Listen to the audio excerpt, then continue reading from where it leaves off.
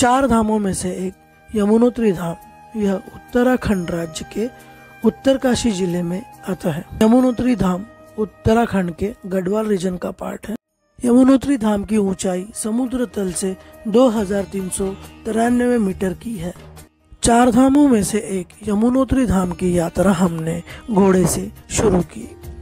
हम आगे बढ़ते हुए प्रकृति के अद्भुत नज़ारों का मजा ले रहे थे। सीनिक व्यू तो जैसे खत्म होने का नाम ही नहीं ले रहे थे। एक के बाद एक सीनिक व्यू देखते और उनको एंजॉय करते करते हम आगे बढ़ रहे थे। आपको आगे बढ़ते ही तप्तकुंड भी दिखाएंगे।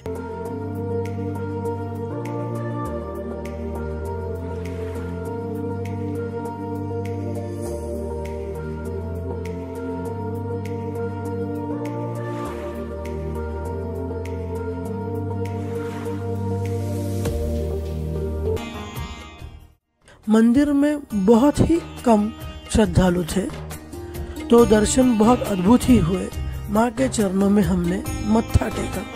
यहाँ पे ऐसे कहा जाता है कि जो यमुनोत्री धाम में दर्शन करता है उसे फल की प्राप्ति हो जाती है।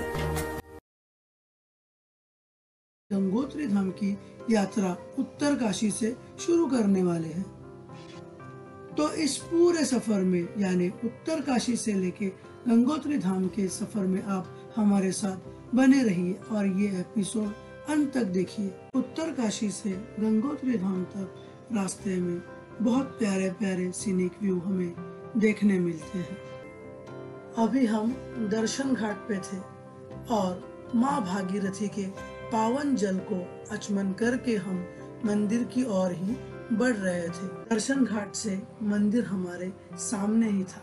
कुछ सीढ़ियाँ पार करके हम मंदिर की ओर बढ़ने लगे। मंदिर को सामने देखते ही जैसे कि पूरे सफर की थकान ही मिट गई और हम दर्शन की लाइन में लग गए।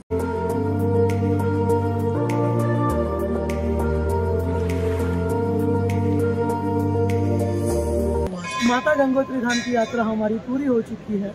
हमने माता के बहुत ही अच्छे दर्शन किए। माता के चरणों में मत्था टेक के बहुत ही अच्छा लगा और पूरे दिन की थकान ही मिट गई।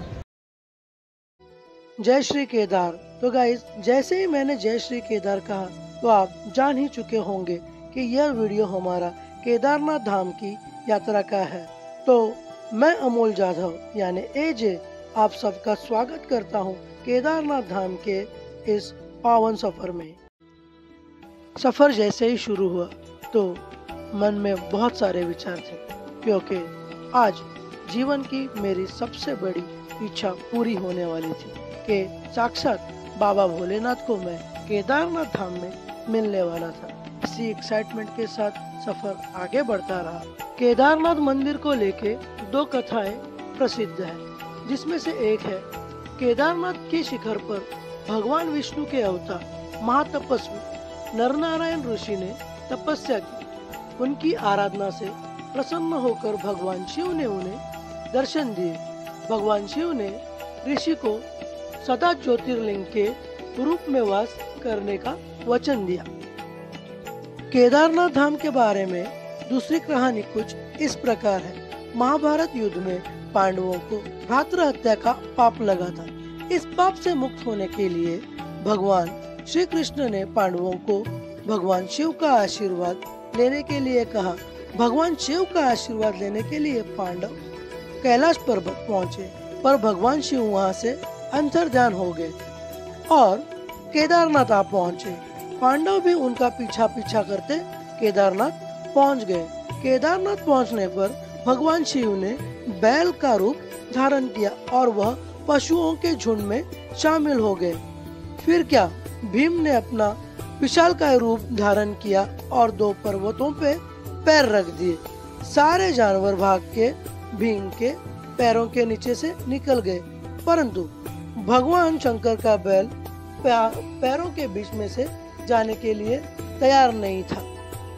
आगे अभी भीम ने उस बैल के सींग पकड़ लिए थे, तो वो बैल धरती में समाने लगा। तो भीम ने बैल की पीठ पकड़ ली इस तरह से भगवान शिव ने पांडवों की भक्ति और दृढ़ संकल्प से प्रसन्न होकर उन्हें सारे पापों से मुक्त कर दिया। इस तरह से यह दूसरी स्टोरी है केदारनाथ धाम के बारे में।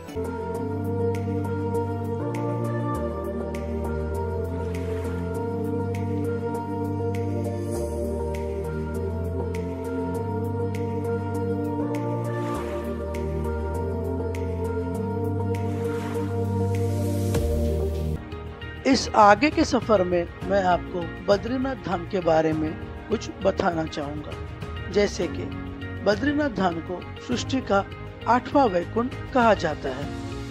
8वां वैकुंठ कहने जाने वाले वो बद्रीनाथ धाम के कपाट केदारनाथ धाम से पहले खुलते हैं। बद्रीनाथ धाम के बारे में ऐसी मान्यता है कि जो आए बद्री वो न आए ओदरी। इसका मतलब है एक व्यक्ति बद्रीनाथ धाम के दर्शन एक बार अगर कर लेता है तो उसे दोबारा माता के गर्भ में प्रवेश नहीं करना पड़ता।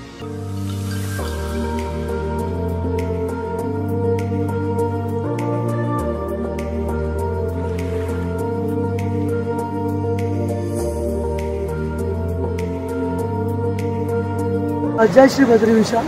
तो बद्रीनाथ धाम पहुंच के हमने बाबा जी के दर्शन किए। दर्शन के साथ एक सुहानी अनुभूति हुई। तो उस अनुभूति के बाद हम बाहर आए। बाहर में सराउंडिंग में दर्शन किए। वहाँ पे हनुमान जी का मंदिर है और 2-3 मंदिर है। वो मंदिरों में हमने माथा टेका और बाहर की ओर आए। बाहर की ओर फोटोग्राफी वगैरह की।